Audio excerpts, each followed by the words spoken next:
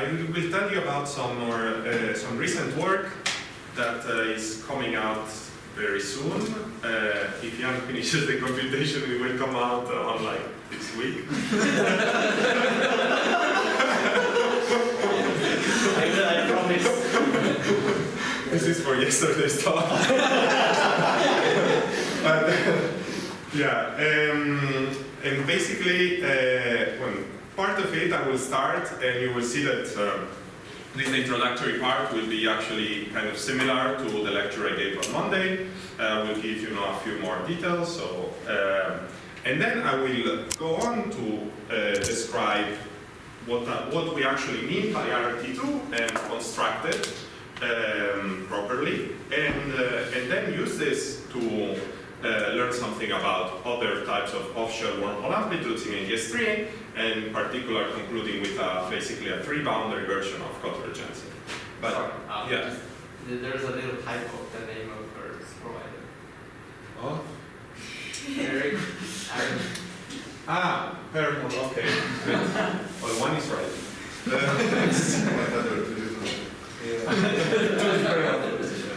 Anyway, so maybe this is something most of you already know, but let me continue in case there were other people not present. So, just very quickly, whenever we compute a gravitational path integral, what we're doing is we're assuming the Gibbons-Hawking prescription, which tells us what is the microscopic interpretation of the calculation we're doing when we compute an on-shell action, and we say that our path integral is e to the minus s. That tells us that microscopically we should think about it as taking some trace over some Hilbert space of black hole microscope. And this has worked incredibly well. However, if you now consider wormhole geometries which have multiple boundaries, it's not immediately clear how to understand them. What is the corresponding Gibbons-Hawking prescription? What are they computing microscopically?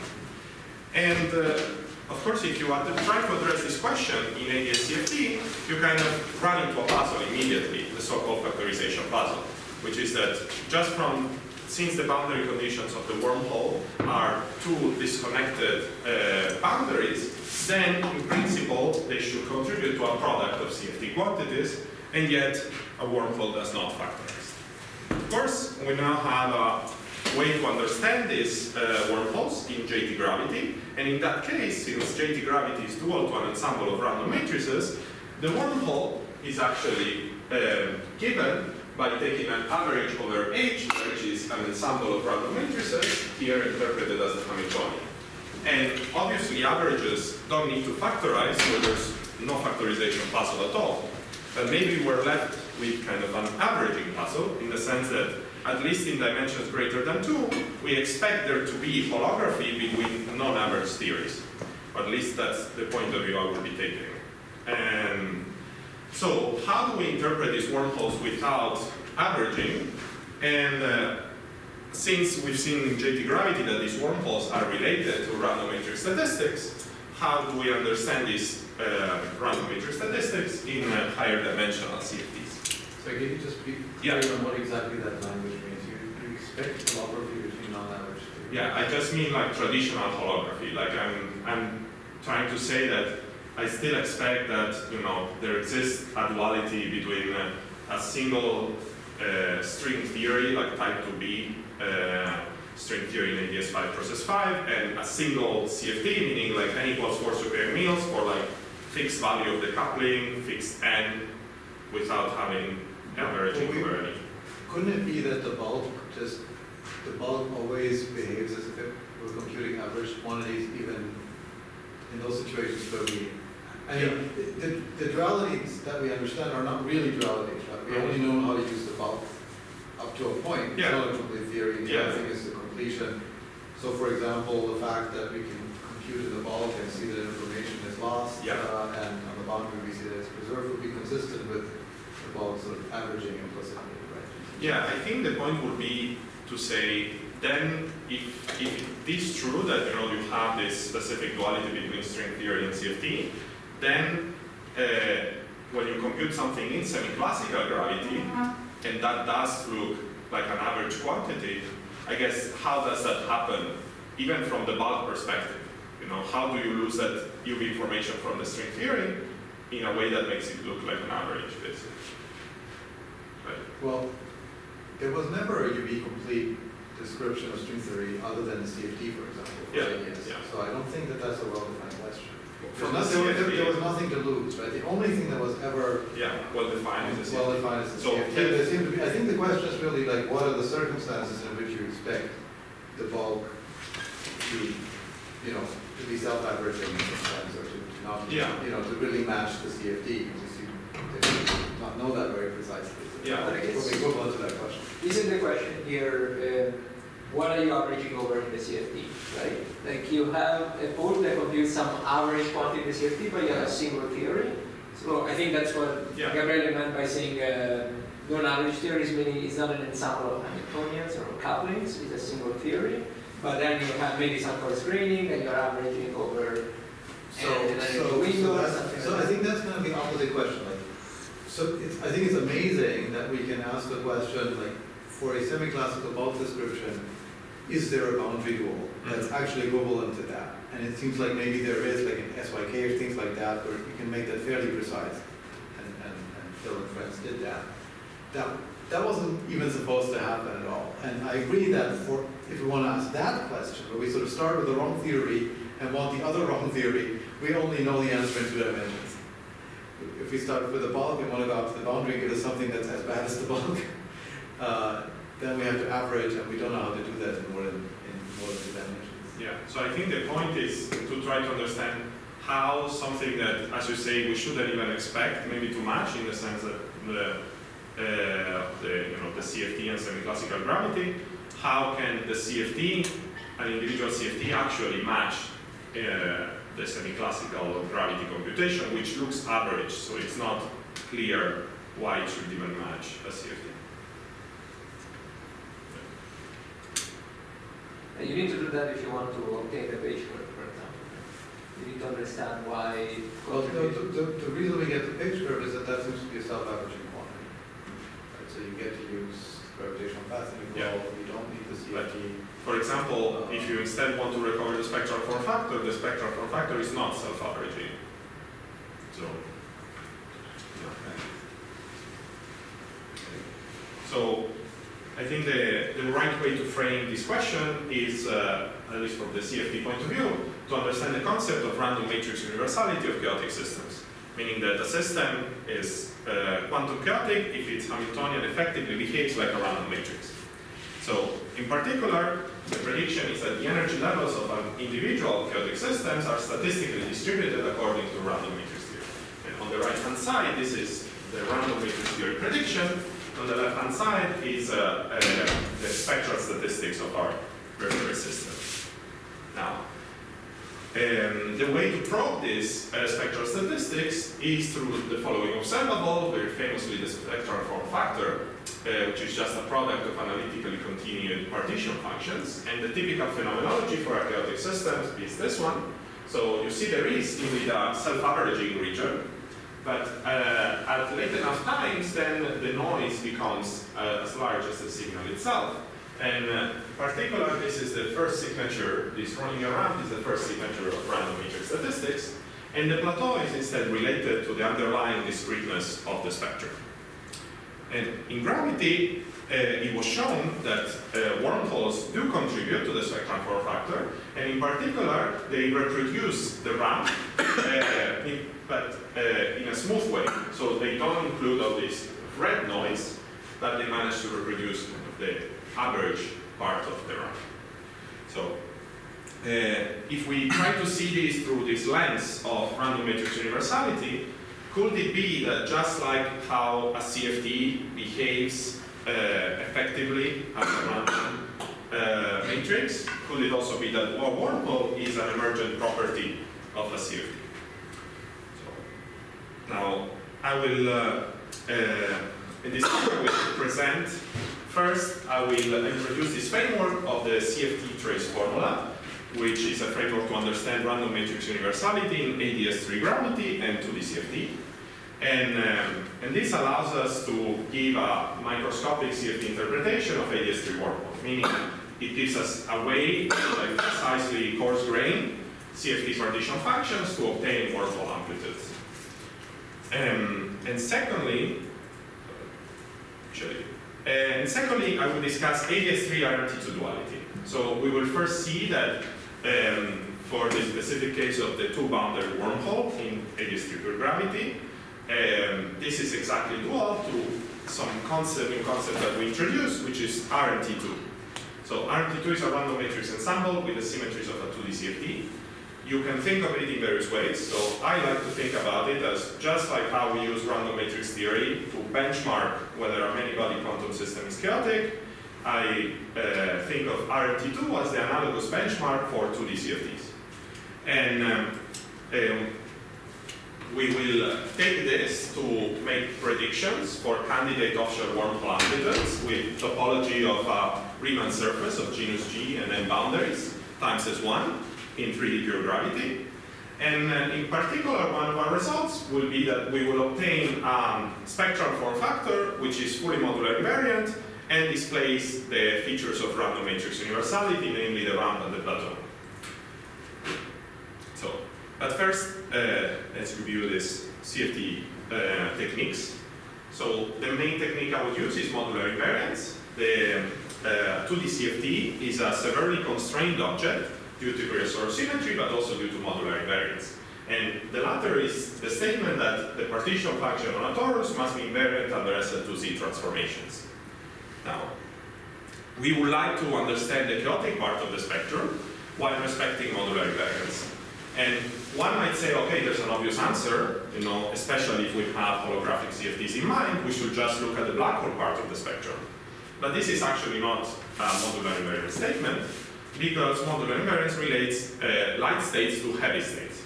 And so in particular, famously, the Cardi density tells you that the vacuum, the presence of the vacuum implies an exponential density of heavy states. And in this talk, I will think about this Cardi density as kind of a background.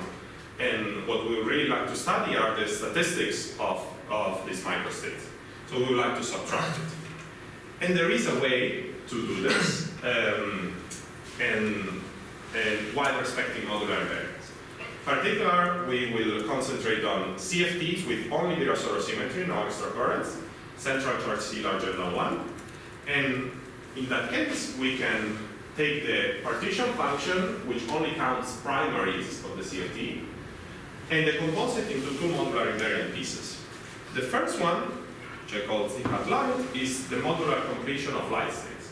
So we take all of the light states in the theory below the black hole threshold, and we sum over their modular images. And this basically produces the Cardi density plus some infinite set of corrections to it. But all these corrections, they always have the feature of being exponentially growing and smooth. Instead, the Z-spec is what we obtain after subtracting this modular completion of light states. And it's only supported on the black hole part of the spectrum. But since we have subtracted this exponential growth of states, what we're left with should tell us about the fluctuations of the black hole microstate spectrum. Light states means what again? Just states below. So only these black lines, these are black hole microstates in Brain AdS3. CFT, you're saying. I mean, I was just using the black line. So in any CFT, you can still define this, even if it's not holographic, even if it's finite central charge. The threshold is this C minus 1 over 24. And that property I mentioned of the density of states being exponential, that holds at finite central charge. So for any CFT, the modular completion of light states is always exponentially growing, even at finite central charge. So there really is a threshold even at finite central charge.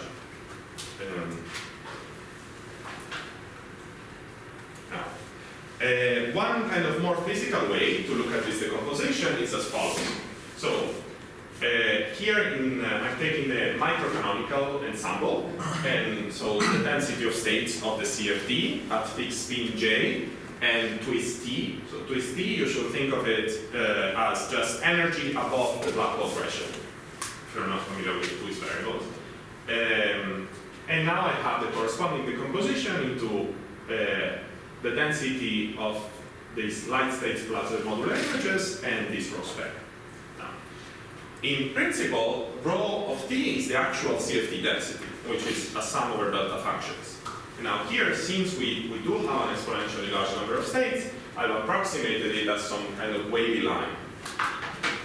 And then rho hat light has this continuous exponential behavior, which gives kind of the mean growth of states. And rho spec, since the left-hand side is something that's discrete, for this equation to make sense, then rho spec should be widely oscillatory on some scales of the mean level spacing, meaning e to the minus Cardi entropy. Okay.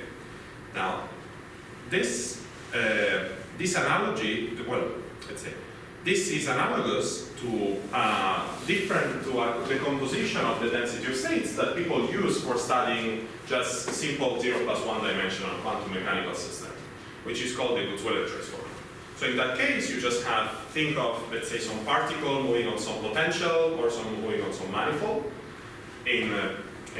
just described by the Schrödinger equation, and you want to find the density of states, you then can canonically decompose it into some mean density plus some oscillatory part. And by using the Feynman path integral, one can derive this formula for the oscillatory part, which is the Kutzwiller trace formula. And the main ingredient is that there's an infinite sum over the periodic orbits of your corresponding classical system, if you think of some particle moving in some potential. And this infinite sum is weighted by some oscillatory term, which is given by the on-shell action of the given orbit at some fixed energy. Now, this just suggests a possible analogy between the mean density of states and the contribution of these modular images of light states, and then the oscillatory piece and this rho spec. Now, let's see if this analogy can be made more precise. Now, in 2D CFT, since we define this spec by subtracting the light states plus their images, as a result, this spec is a square integrable function of tau, of the modulus of the torus, in the fundamental domain.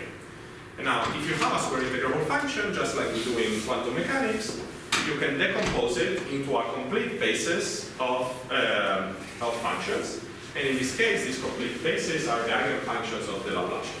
Okay. And these are the Eisenstein series and Caspars. Okay.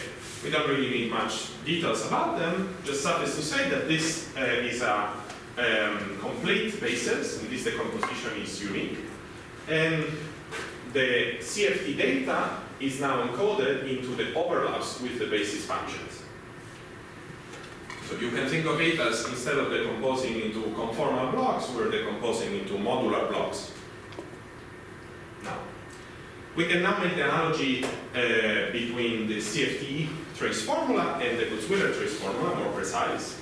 So we take the CFT density of states, rho spec, in this decomposition, and we can see that each term, each basis element, is oscillatory and can be actually mapped to the contribution of a periodic orbit in the Kutzwiller trace formula. So this is the contribution, for example, of a specific basis element on Eisenstein series with index omega, spin j twist t, and we can write it in exactly the same way as a contribution to the Kutzwiller trace formula with these identifications. These identifications follow basically naturally just from requiring that the action is real. Now. Gabriele? Yeah. These inner products you wrote, they have, one has curly and one has... Yeah. Are these different inner products? No, it's the same. I'm just it's just very convenient when you work with Eisenstein series to define this. You take the round inner product is just the Peterson inner product, meaning that you're integrating x(y) over y squared over the fundamental domain of Sl2z of your function z, and then Eisenstein complex conjugate. So this is how the inner product is defined. And for the Eisensteins, they have some symmetry. They satisfy a functional equation, and so it's very useful. It's very useful to instead define some new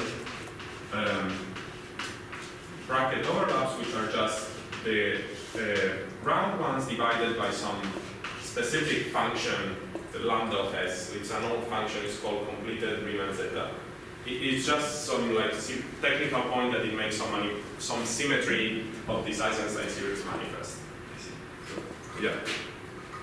I'm trying to understand how far this analogy goes. Are you claiming that you can find an observable in all CFDs which is given by saddle approximation?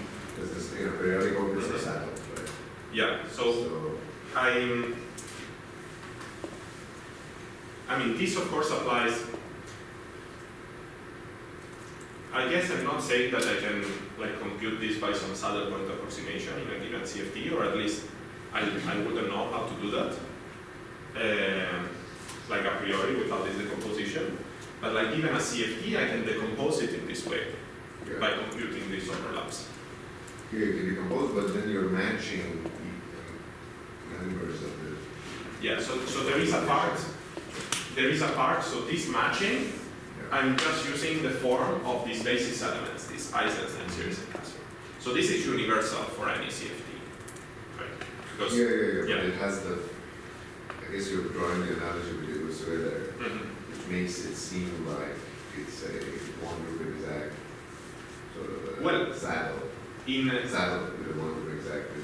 In the Gutzwiller actually is not one group exact. So in the Gutzwiller is the sum is asymptotic. Okay. So what you do is you take the saddle plus the one loop correction and call it a day, and then you get some asymptotic sum. Somehow that same structure is. That same structure appears here, and here it is exact, right? Because so far, from the CFT point of view, I haven't made any approximations.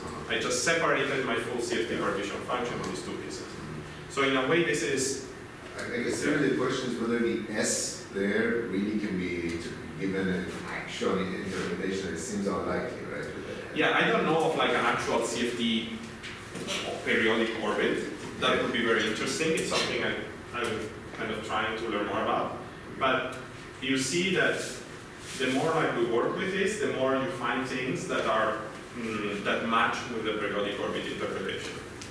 And I will have more examples of it later.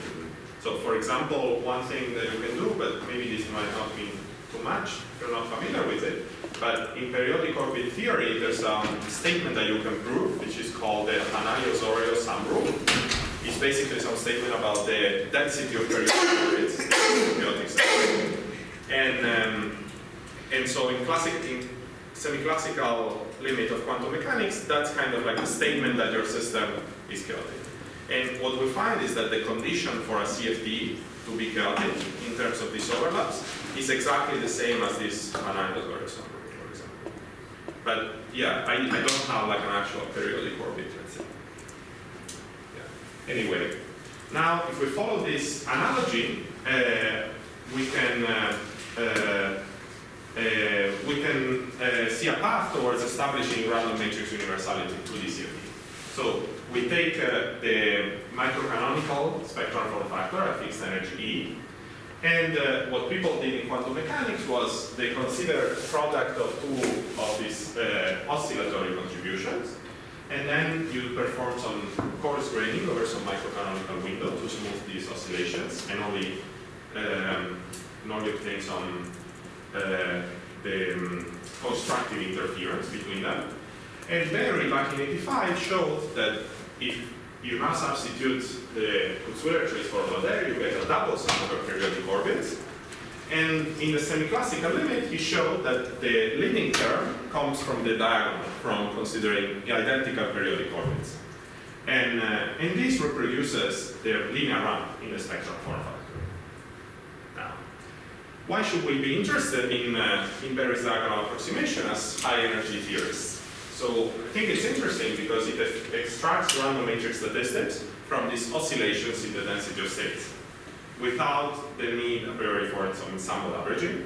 And secondly, since we have wormholes in mind, it gives you a physical mechanism for the emergence of non-factorization. Because you're taking some double sum, and you see that in some limit, the leading contribution comes from the diagonal. And since you're throwing out the off-diagonal terms, then it becomes not factorized. Now, we can now follow this and do the same for our CFT trace formula. So instead of pairing orbits, we pair SL2Z eigenfunctions. And what we obtain as a result is this diagonal CFT partition function, where you see that there's a single integral, but now there's a paired eigenfunctions. And we call this HEP-QIS because of some interesting mathematical structure. So this diagonal partition function in CFT can be defined via the theory of HEP operators for SL2Z. And in particular, you can think of it as taking a factorized product of these specs and then projecting it onto basically the kernel of this HEP operator. But I won't go into more detail about this. Now, using that, we can derive a necessary and sufficient condition for the CFT to exhibit a linear ramp. So the condition is given in terms of the CFT data, meaning the overlaps. So we obtain that a CFT has a linear ramp if and only if the modulus squared of the overlap decays in this specific way in spectral space, where omega is the index of this spectral decomposition. Now, this is what I was mentioning, that even if you instead look at some like chaotic quantum system, this sample rule, Hanay's sample rule, tells you that the density of periodic orbits grows as e to the lambda n, where n is the number of the orbits, and lambda is the Lyapunov exponent. And here, here you see there's a minus sign. So there's an this needs to cancel that factor coming from that. So it's kind of the same statement, and one can make this more precise. What I don't know is why there's a pi here always for any CFT. Instead, in quantum mechanics, this will be the Lyapunov exponent of your system. Now, this is an interesting condition because it's microscopic. It's a condition directly on the CFT data, and it's something in a sense practical. Right, that you can just compute this and verify it, or maybe use this as a further bootstrap constraint. Now, let's go to gravity for the rest of the talk, almost. So, if we just, for now, we just consider a two-boundary wormhole. We'll consider more general wormholes later. And the partition function of such a wormhole is given, first of all, by taking a relative sum over modular transformations of the boundary toric with some seed function, which here I call F0. And under some general assumptions, one can show that just due to this general form with an SL2Z sum, wormholes are indeed diagonal in this SL2Z basis, as we might have expected from the CFT perspective using this diagonals of Berry's diagonal approximation. And we see that the wormhole amplitude is now entirely fixed in terms of this function, F wormhole. Now, we can now give an answer to what are wormholes computing microscopically. So what they're computing is this ZHEP, meaning this diagonal CFT partition function. And the mapping between the CFT data and the wormhole data is as just stated in the spectral language. So now, if we look at the specific case of the convergence of AdS3 pure gravity, we have a seed that's very simple, this y1, y2 over absolute value of tau 1, tau 2 squared. And now we can interpret this wormhole amplitude microscopically. And secondly, we will show that this is dual to RMT2, this modular ensemble of random matrices. So, just using the previous identifications, so we can write the convergence wormhole in this form with some very simple coefficients, these gamma functions. And we can, from that, we can write the convergence wormhole as the vector projection of some putative CFT partition function. And it is actually possible to determine this. I won't go into much detail about this because this is from our other paper. I will focus more on the new things. But the point is that the wormhole does retain some information about the putative CFT partition function that is describing, and one can extract that information in this framework. And so what you're obtaining is the overlaps for this putative CFT dual. And we see that indeed they are extremely erratic, given by the Riemann zeta function. And now, by taking 2 copies of that partition function and performing the coarse grading by this projection, you can obtain this formula. But now let's get to the new stuff. So first, again, consider the Cotler-Jensen wormhole. So in the near extremal limit, we know that the Cotler-Jensen wormhole reduces to exactly the random matrix theory correlator.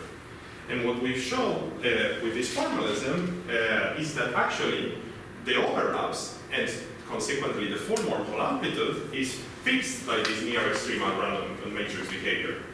In particular, these coefficients that fix the full wormhole amplitude are nothing but the Melling transform of the RMT result. Okay. So it's in this way that the Cotler-Jensen wormhole is dual to RMT2, meaning some random matrix ensemble with the symmetries of a 2D CFT. Now, we would like to understand better what is RMT2 and how to construct it. So, the prescription that we give to construct RMT2 non-perturbatively is that you start from some usual random matrix theory, and then there's 2 steps involved in this. The first one is to transform and go to Melling space. So just we take some Melling transform of random matrix theory. And then with the function that you get, you will use this as overlaps in this spectral decomposition.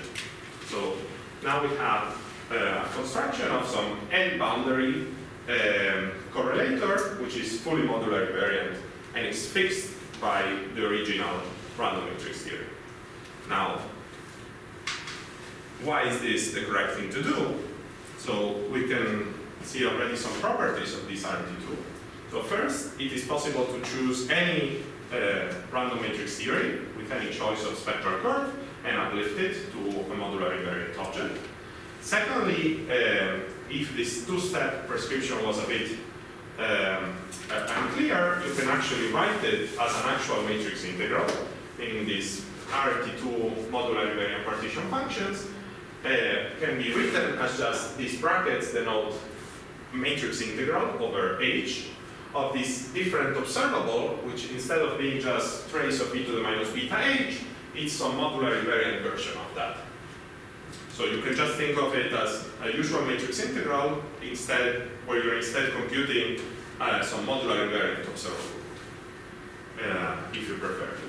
So, yeah. Is it intuitively right to think that you're sort of, okay, you're jamming this random matrix data into a modular invariant form, but are you also preserving like more mundane locality or not? Like the notion of translation, location, like CFT2 has more symmetries and more structure than just... So this is consistent with like Virasoro symmetry, for example. For example, the modular invariance is partly due to conformal invariance of the CFT. Yeah. So in that sense, it's preserving that too, right? The modular invariance is given. It's something that you prove in 2 steps. The first step is you consider the CFT on 2 circles, S1 times S1. You can always exchange these 2 circles in Euclidean signature. But this is not enough for modular invariance. You need to use scale symmetry to render the circles of the same size. So in this sense, the fact that we're preserving modular invariance means that we're also preserving scale invariance. But it's a subset though. Just for it's a CFT, it's just the quantum theory has some structure. Now, for now, we're not, right, like this is only describing the statistics of the spectrum in the CFT. So if you wanted instead to compute some like correlation functions of local operators. But even if you don't want to consider that, it's, the bulk solutions that you're matching for, like sort of they know about this more local nature of the CFT, right? But you don't input that directly. No, we don't. Well, the only thing we input is basically the random matrices and then Virasoro and conformal invariance. So, Interesting. but in a way, there's many examples, at least in AdS3, where symmetry is enough to determine some properties of the bulk, which you might have thought were actually dynamical properties, like even black hole entropy in AdS3 just follows modular invariance and the existence of the vacuum, like this HEP-QIS, for example. So I view it as that kind of, in that series of statements of, in AdS3 there's actually many things which from the gravity side they look dynamical, but then they're actually completely fixed by various constraints. And finally, one non-trivial property of this RMT2 construction is that in the near extremal limit, it reproduces the original RMT input.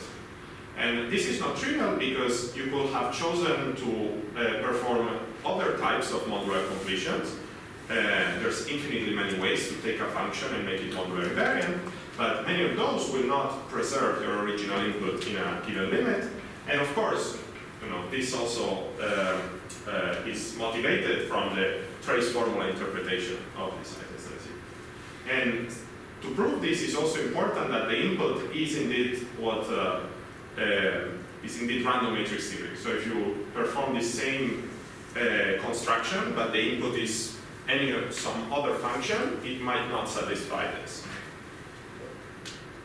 Now, let's start to consider an example of this RMT2 construction to fix our ideas. So we want to understand the spectral form factor, and in particular, the transition between the ramp and plateau. So this is described by the sign kernel, and in particular, it corresponds to taking some late time limit in which you scale the time with e to the s, and you keep the ratio tau fixed. Now, in the Airy model, but we can actually describe any models, the spectral form factor in this case is given by the following expression. Okay. And this does contain the whole Lagrange plateau transition. And in particular, this tau scale limit was studied in random matrix theory and also in JT gravity in a couple of very nice papers. One is convergent genus expansion for the plateau by Sat, Stanford, Yang, and Yao, and another one more technical called an integral row to a perturbative plateau by Blomeyer, Krutov, and Yao. So part of what we will be doing is kind of uplifting the results to RMT2 and AdS3. So the first step, as I told you, is to see random matrix theory in Mellin space. So we take the Mellin transform of the SFF I showed you earlier. And already we see some interesting structure just from this. So first we see that there is a highly oscillatory behavior given by this e to the minus 2s I omega plus. Omega plus is omega 1 plus omega 2. And the genus expansion arises from poles in this Mellin space. And those poles exactly correspond to I omega plus equals G. Okay. In particular, the G equals 0 pole is equivalent to sitting on the diagonal, as I showed before, and this reproduces the Cotler-Jensen wormhole. But at the same time, we see that the farther we go up in the genus expansion, the more off-diagonal we need to be. And this is exactly mimics so-called encounter theory, which is how you incorporate corrections to the Berry's diagonal approximation. So the way you do that is you start Berry's sits in the diagonal, which corresponds to genus 0, and corresponds to identical periodic orbits. And to go beyond that, you need to consider orbits which are not exactly equal, but they have some small region where they differ, which is called the encounter theory. And here we see some avatar of that from this RMT Mellin space.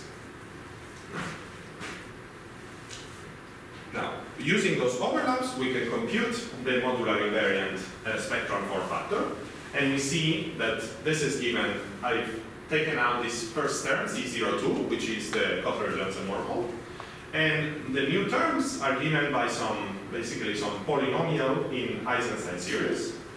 And I maybe didn't say before, but for this RMT2 construction, I'm focusing on the Eisenstein series and not the class forms, because class forms are more difficult to deal with. They're not known analytically, and also because Eisenstein series are actually enough for discussing chaos in the scalar sector, because the class forms they don't appear in the scalar sector. So that's why you don't see them here. Now, there will be, at a fixed genus, you have extra terms due to modular invariance that don't appear in a usual matrix integral. And these modular terms at a given genus are obviously larger, exponentially larger, than the random matrix terms in the following genus. So how can it be that from this you get something that resembles random matrix, the precision of random matrix universality, if the extra terms are larger than what you started with? Okay. And now finally, for the more people who are more used to like the technical details, so in JT gravity, the Weyl-Peterson volumes are symmetric polynomials. But in this case, in particular for the scalar sector, this gets upgraded to symmetric Laurent polynomials, meaning you have some negative powers as well. So it's a math curiosity. Now, let's try to understand the ramp plateau transition, meaning the tau scaling limit of this expression. So I'm going to spare you the technical details because I haven't found a way to present them which is not boring. And the point is that you take this expression and you take the tau scaling limit, and you can actually see that even though the modular terms are not subleading at fixed genus, after you do this tau scaling and you resum the genus expansion, they are actually exponentially subleading. So this means that even though we start from something that's fully modular invariant, and where the modular terms are as big as the RMT terms, when you take this limit, this selects the only the part due to random matrix universality, which is very nice. And also from a physical perspective, this is what we would expect, right? Because modular invariance is something that links low energies to high energies. But very late times means that you're looking at energy levels which are very close to each other, and so they shouldn't be related, at least at leading order. And that's what we're finding. Now, there's a second limit that we should take, which is purely the infinite time limit, the plateau. And this is possible to do in the Airy case, and also requires some resummation, but it does go to a constant at late times, as we would expect. And so the upshot of this is that this modular invariant SFF of RMT2 does satisfy random matrix universality. Now, this is a little bit more speculative, but we could interpret this RMT2 as giving candidates for AdS3 wormhole amplitudes on sigma gn times S1. And this is the fixed genus prediction. Of course, currently we have no way of computing these wormholes on gravity, both because they're off-shell, and that's already difficult, as I was explaining on Monday in the course, and especially because they're higher genus. Like there's literally, I don't think anyone has an idea of how to do higher genus in AdS3. But if, and this is bold red if these RMT2 predictions were indeed dual to AdS3, then the presence of the plateau would indicate the discreteness of BTC microstates. And if that were the case, this would be a first for non-BPS black holes. So now to finish, let's do a simple example and try to understand also from the gravity perspective. So we consider just genus 0, 3 boundaries, a 3-boundary version of Convergensen. From RMT2, the prediction is very simple. You just get this expression where E1 hat is it's known as a regularized Eisenstein series because E1 has a pole, and so you're just taking the residue of that. This matches the JT 3-boundary wormhole in the near extremal limit, and this is the same near extremal limit that Maxfield, Turiaci, and Ghosh proposed as the near extremal sector of some 2D CFT. So that's consistent.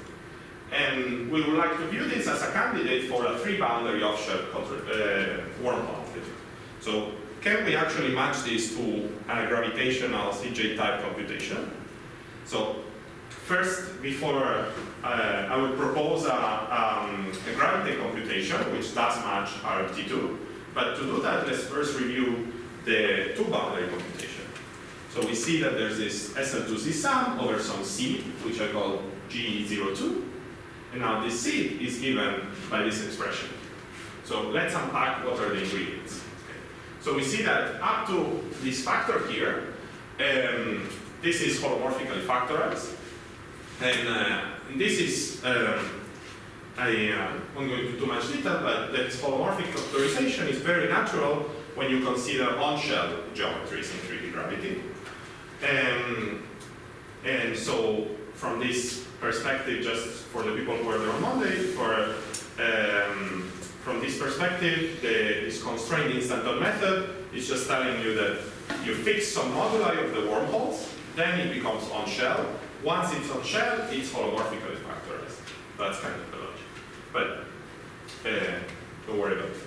So this C trumpet is a holomorphic 3D trumpet given by this expression.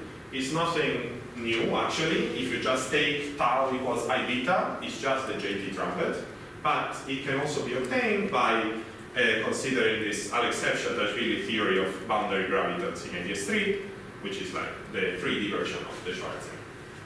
Now, that the convergence in wormhole is nothing more than taking these holomorphic trumpets and gluing them together using the corresponding Weil-Peterson model with the correct measure. Because the holomorphic sector is kind of effectively two-dimensional. Now, there's an overall factor, which is crucial, and this was computed by Kotler and Jensen by looking at the symplectic measure on this moduli space of wormholes. Now, we can make an analogous, say, ansatz for 3-boundary wormholes. Okay, so we have the same ingredients, we have the trumpets, we have the Weil-Peterson model B03, and then we have some extra overall factor. Now, why is this well motivated beyond the analogy with Kotler and Jensen? Well, there's several reasons, but in particular, the two main reasons why this ansatz we believe is correct is first from the point of view of this newly introduced Virasoro TQFT. So in this paper by Boris Post and Yanis Tsiares, they managed to compute this Weil-Peterson volume B03 and show it's equal to 1, just as we expect from 2 dimensions. And the way they did the computation was as follows. So Virasoro TQFT cannot compute off-shell wormholes. Okay? And so in principle, it's not able to compute this. So what they did was they tried to consider regulator, meaning they inserted a Wilson line between two of the boundaries. Now, in general, as I so mentioned on Monday, this does not work. Okay? This inserting a Wilson line and then taking it to 0 will give you something divergent. Even if you regulate it, it gives the wrong answer. In this case, however, they saw that taking this Wilson line to 0 is actually a convergent limit, and thus give V03 equals to 1. Now, why does this work? Are we just lucky, or is this? Can we understand why this works? This works just because the 3-puncture sphere is extremely special as a manifold, so as a Riemann surface, because its mapping class group is trivial. Okay. So in that case, in general, the moduli space of some Riemann surface is given by the Teichmuller space divided by the mapping class group, quotiented by the mapping class group. In this case, the mapping class group is trivial, so moduli space is equal to Teichmuller space. And Virasoro TQFT, what it does, and that will be the topic of the next lecture of the course, is it quantizes Teichmuller space, not moduli space. And so it's just due to this inherent simplicity of the 3-puncture sphere that Virasoro TQFT is able to compute this, because it's actually just moduli space does not enter here. So this means that first, we should not expect this to work for other geometries, this Wilson line, and indeed there's examples in which it doesn't work. And secondly, they were able only to compute the volume, but not the full three-boundary wormhole. Why is that? It's because, for example, this measure also relies on correctly accounting for the mapping class group. Right? This comes from the Weil-Peterson measure on moduli space. And in Virasoro TQFT, what you will do is have a dp instead of dp squared. Right? For those that are familiar with T-gravity, this means that you're not, when you Bluetooth geodesics, you're not accounting for a relative twist. And that's what Virasoro TQFT does. And also, of course, there's no such overall factor in Virasoro TQFT. But if you just consider geodesic boundaries, then it does give you the correct answer, and we found the reason for it. Now, there's a second independent argument, which comes from this proposal, this theory called the Virasoro minimal string. Okay. The name, is just because of its relations to some minimal string theory. But you should just think of it as taking just a chiral half of 3D gravity, for example, in the Chern-Simons formalism, and quantizing it on sigma g n times S1. Since your theory is chiral, you can actually account properly for moduli space, okay, which you will not do with Virasoro TQFT. And by doing that, what you obtain is exactly these Weil-Peterson volumes in 2D.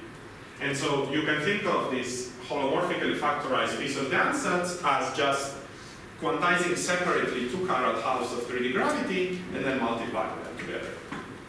So that's another. These are the motivations. And finally, while this is, I believe, very well motivated and correct, we need a deeper understanding of the gravity side. So this is not a full gravitational computation. And in particular, we will need, the main point will be to derive this symplectic measure from the gravity path integral. And as I said, VTQFT does not work, as was also recently pinpointed by this paper by Cynthia Yang this week. So she gives a very thorough accounting of why VTQFT does not work and how. So we need a different approach.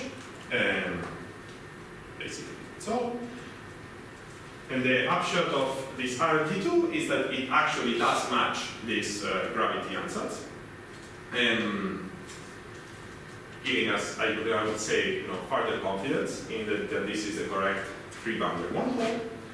And that's all I want to say for today. Thank you.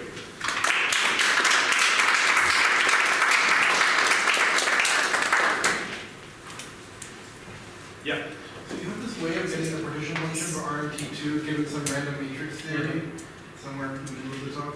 Yeah. But what if I wanted to know about, say, the OB coefficients? Like, I wanted to get a 4-point function in RMT2. Would there be some analogous procedure for how to get? For now, we don't have a proposal. It's something I'm starting to work on. I think the first step would be to work out the torus 1-point function. In particular, so here it's only spectral, right? We don't need any information about the OP coefficients. So I think that ideally what I imagine will be the case is that you will get some, both these contributions from RMT correlators, but also dressed by basically terms given by this Virasoro ETH, meaning just this universal formulas for OP coefficients that people use. And I think the result would be basically like a 2D CFT version of Field's paper on ETH and baby universes. So I think that's how it should work out. But this is still conjecture. So it would look like this DOCC. Yeah, basically we'll just dress this by DOCC formulas everywhere. Yeah. I haven't got a chance to read too closely, but Cynthia's paper this week, the failures for Virasoro TQFT that she finds, are they still to do with this delta to zero limit for the issue with mapping class group? Yeah. For example, she considers again this three-boundary wormhole in Virasoro TQFT, and as I mentioned, this was also considered in this post-TRS paper. And what she does that's different than post-CRS is, instead of regulating it by a single Wilson line between two boundaries, she has 3 Wilson lines which connect all the boundaries, and then she takes them to 0. And again, this does not give the correct answer. And the point is that this does not, when you do this, she also has like a JT analog of this problem. And the problem is always that when you take the Wilson line off, the moduli space for some geometry with an insertion and without an insertion are like different, like in a discrete way, in a way that you cannot take continuously some limit to the dot.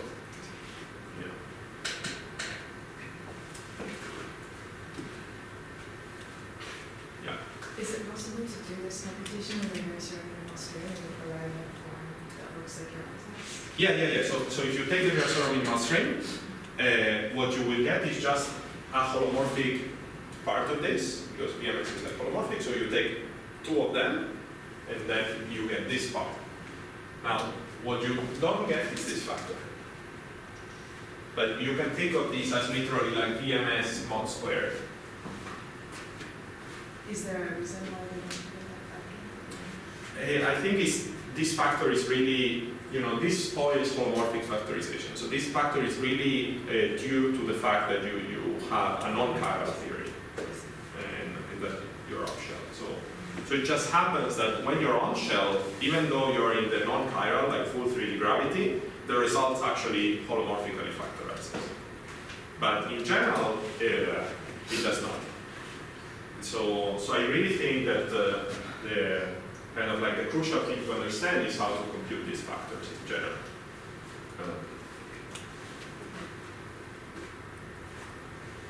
Yeah. Very naive question. So for these diagonal versions of Z, I have the rough intuition that the sub S is the equivalent of the length of the winding mode, and so we want those to be the same. But they are in Z diag, but in Z HEP, it's like an E sub S with an E sub 1 minus S. Yeah, that's always, it's just this funny thing about Eisenstein series. So